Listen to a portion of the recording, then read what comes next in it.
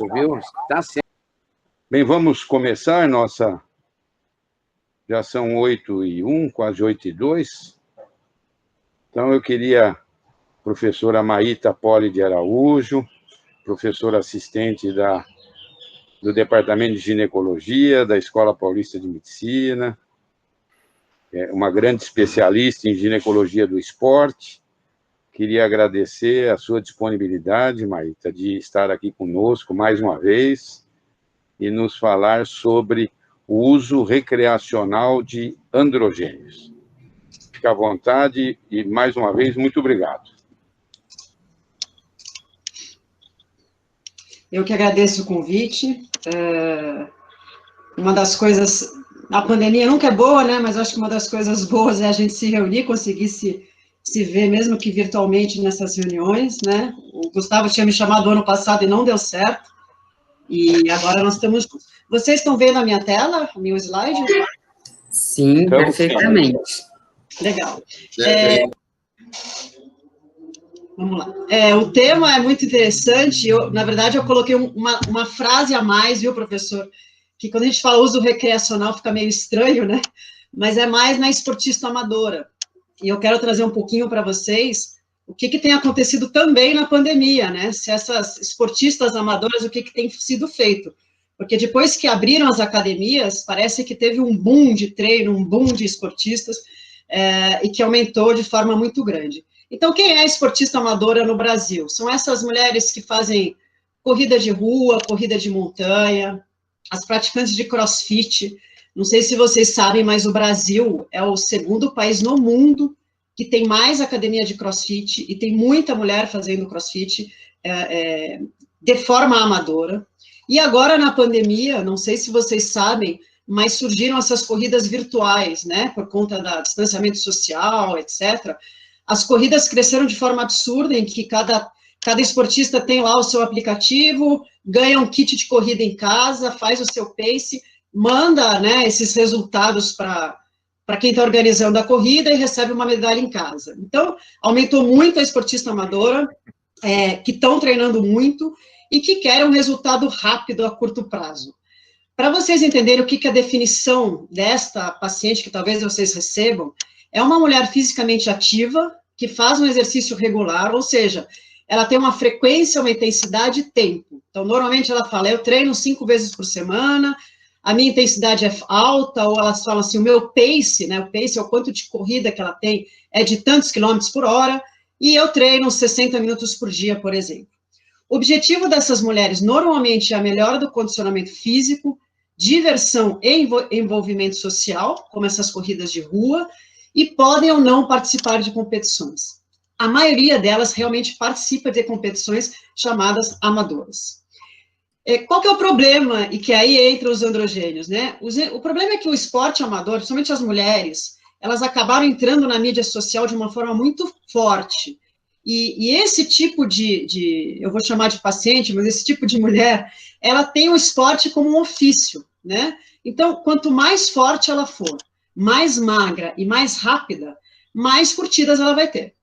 E isso se converte, para quem acompanha Facebook, Instagram, etc., em dinheiro. Então, elas ganham dinheiro com isso. Então, cada vez que elas mostram que elas estão ganhando medalhas ou estão correndo, elas ganham dinheiro. Ou se elas mostram um produto que estão usando, ou até um anabolizante, uma testosterona, enfim, elas ganham dinheiro com isso, sim. E vejam aqui o que acontece. Essas mulheres, elas conciliam a rotina profissional delas com o esporte amador. Então, é a maioria das pacientes que vocês vão atender em consultório, que tem a tua profissão, que trabalham, e que durante um período aí do dia elas vão treinar. E elas querem uma resposta muito rápida. Elas querem um corpo ideal, se possível com baixo custo, num curto intervalo de tempo. Então, é diferente de uma atleta de alto rendimento, uma atleta que vai competir os Jogos Olímpicos no ano que vem de Tóquio, que tem um treino regular, todo direitinho, que tem um tempo para ganhar uma massa magra, né, um ciclo de treinamento das mulheres que vocês devem atender em consultório.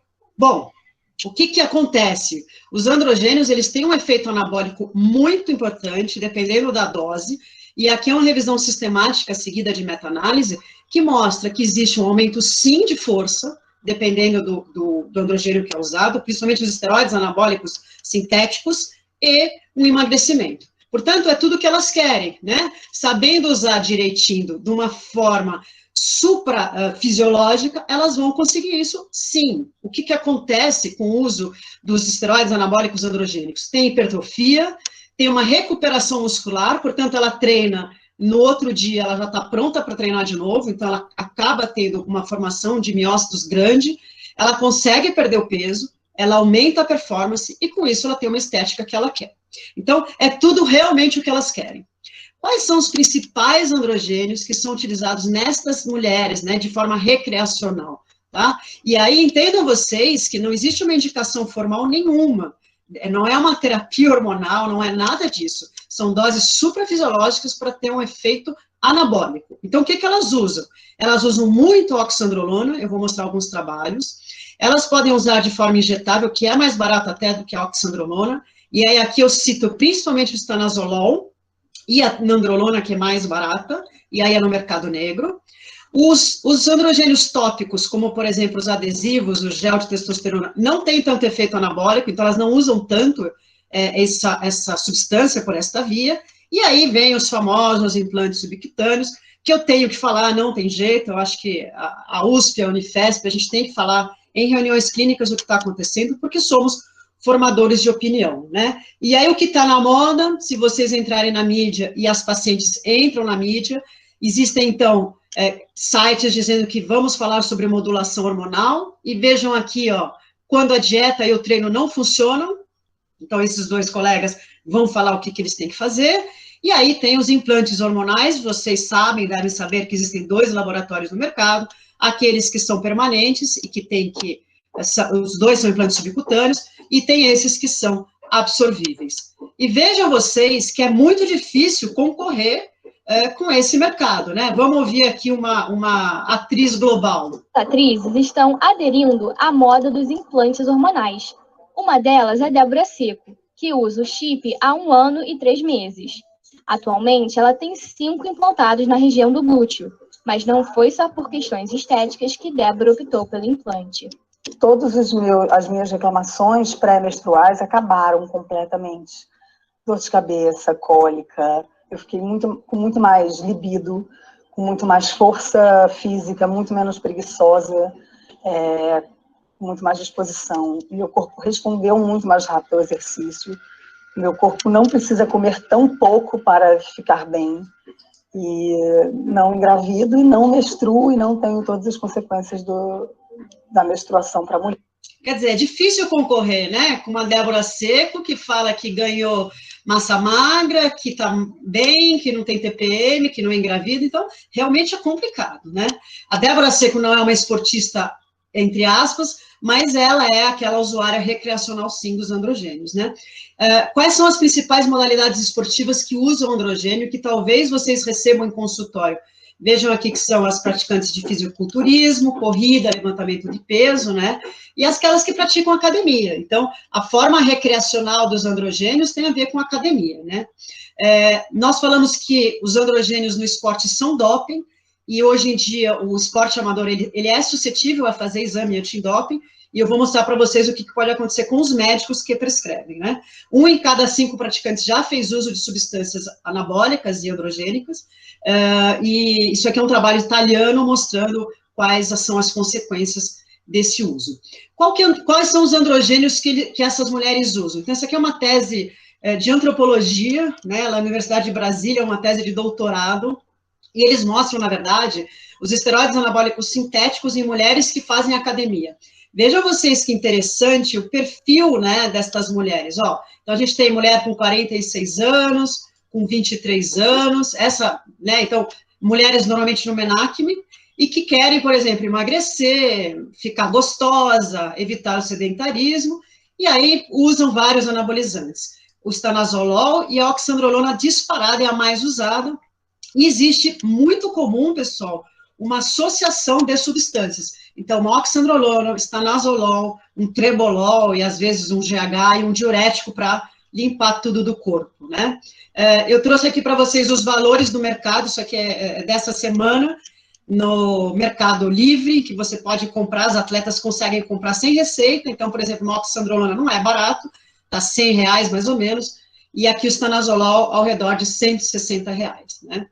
Existem suplementos contaminados com androgênios, esse aqui é um trabalho de 2014, que foi avaliar vários suplementos e foi ver a composição dessas substâncias e viram, por exemplo, testosterona em suplementos que não estava escrito na bula que tinha, né? Então, elas compram achando que tem apenas, por exemplo, aminoácido ou whey protein, e aí tem a testosterona colocada nestas substâncias. Quais são as consequências, né? Porque até agora eu falei, melhora a força, emagrece, recupera bem, fica bonita. Então, a estética é muito, como é que fala? As pacientes querem muito isso, né? Mas quais são as consequências? As consequências dependem do tipo de substância utilizada e do esquema de uso.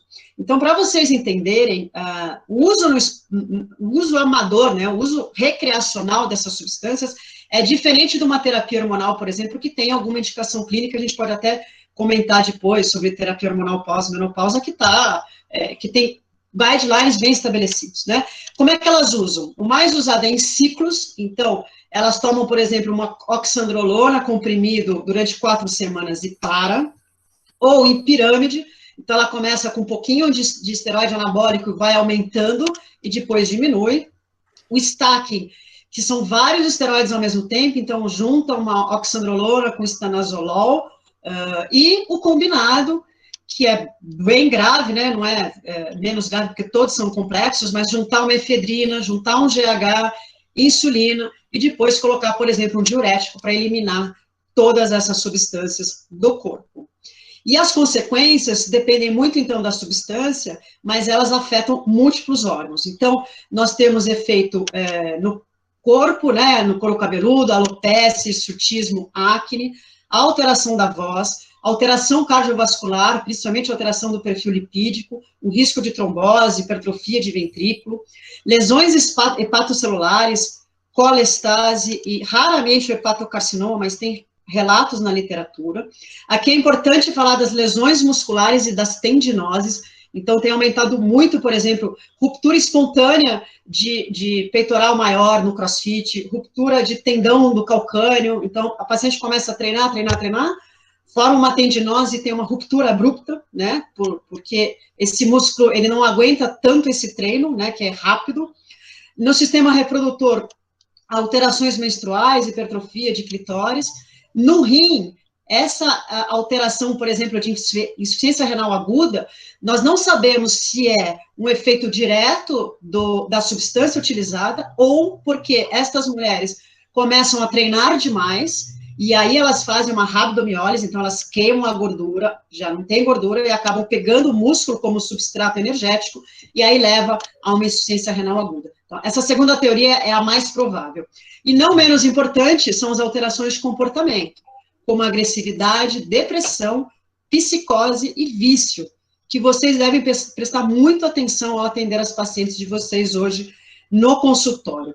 Quais são os efeitos colaterais mais comuns dos androgênios em esportistas? Muito comum é a dependência, né, a mania e hipomania, depois as alterações do perfil lipídico e os distúrbios neuroendócrinos. Então, esse que eu vou me ater hoje para falar rapidamente para vocês.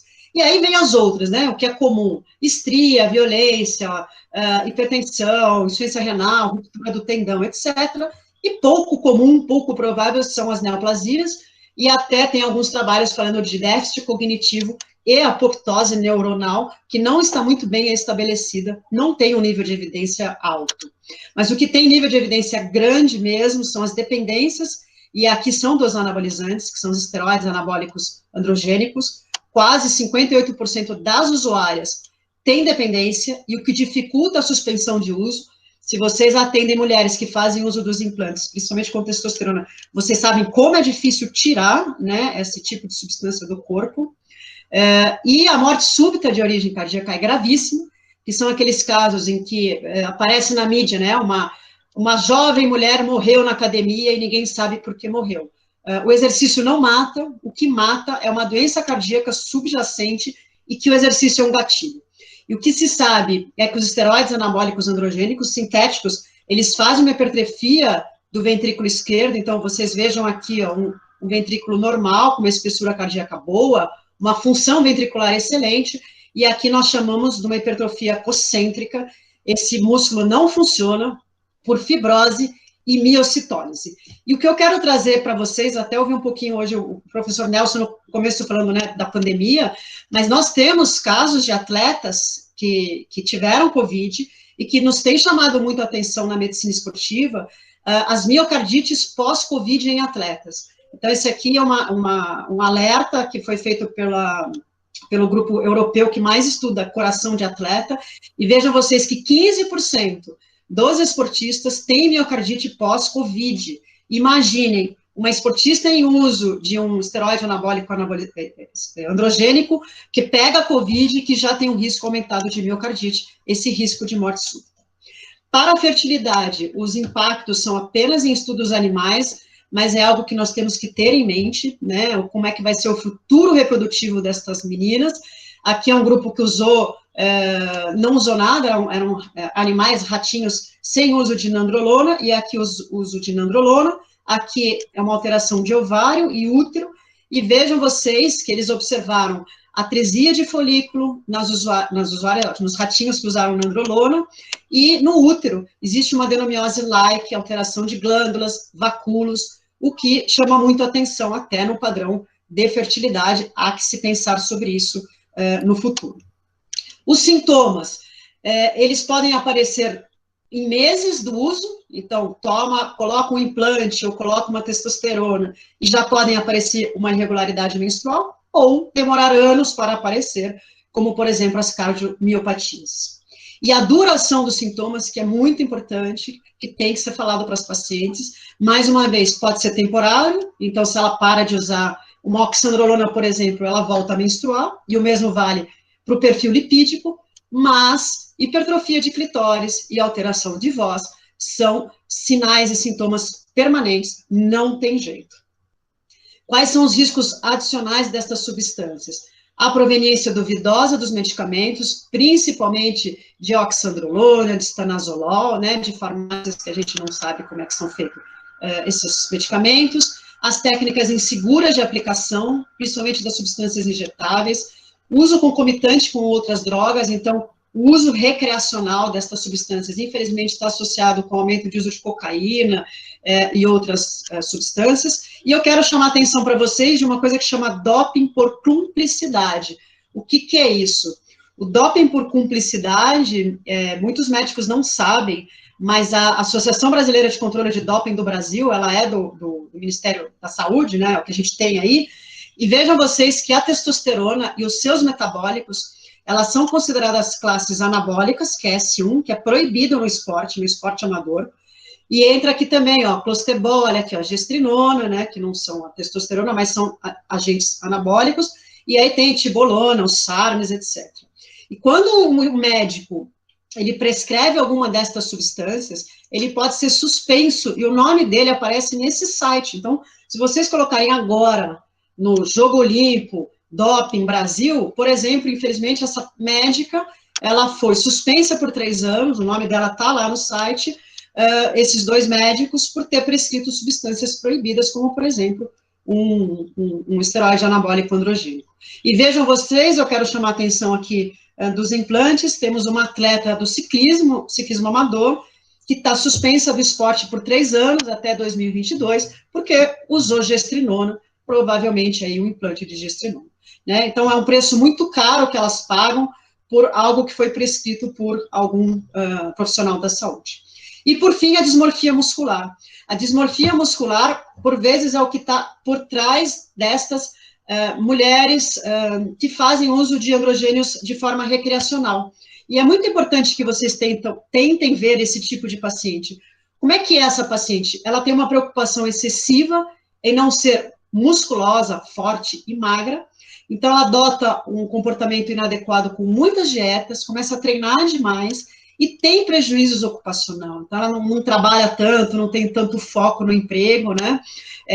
Não sai com os amigos, não vai em festas, acaba não indo em jantares, e aí ela faz uso realmente, por exemplo, dos androgênios ou dos anabolizantes, para conseguir melhorar essa imagem corporal.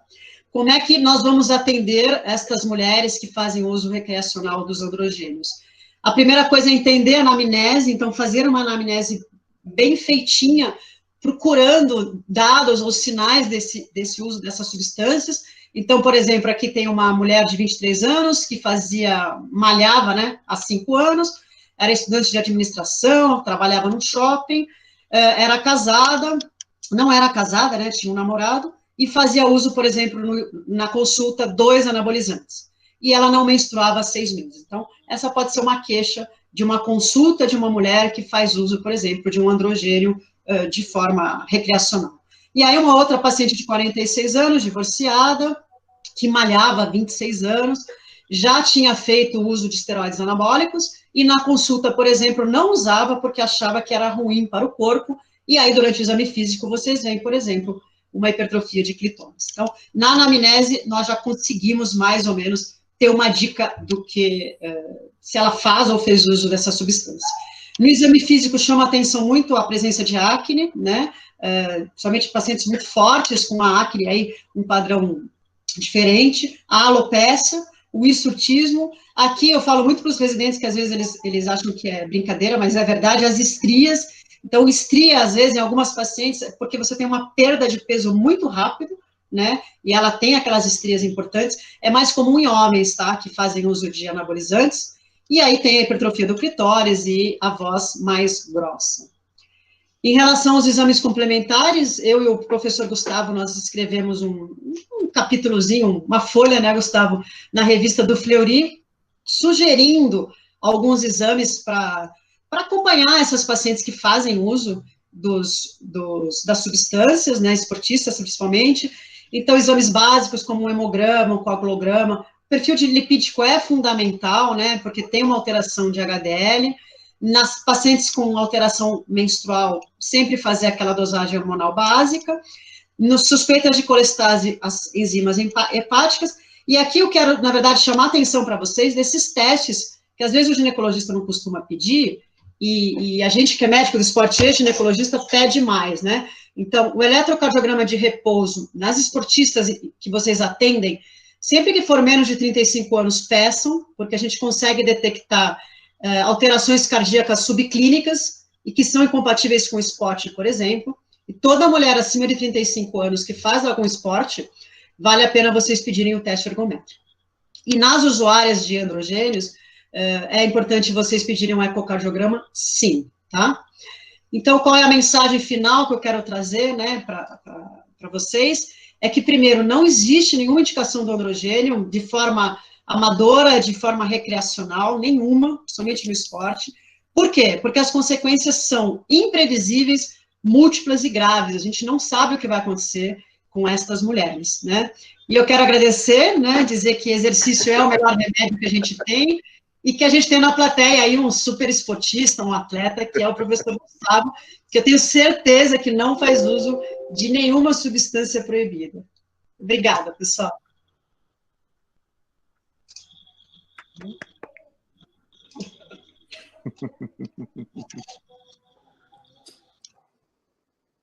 Estava atrapalhado aqui, achando para abrir o microfone. Parabéns, viu, professora Maíta? Excelente apresentação.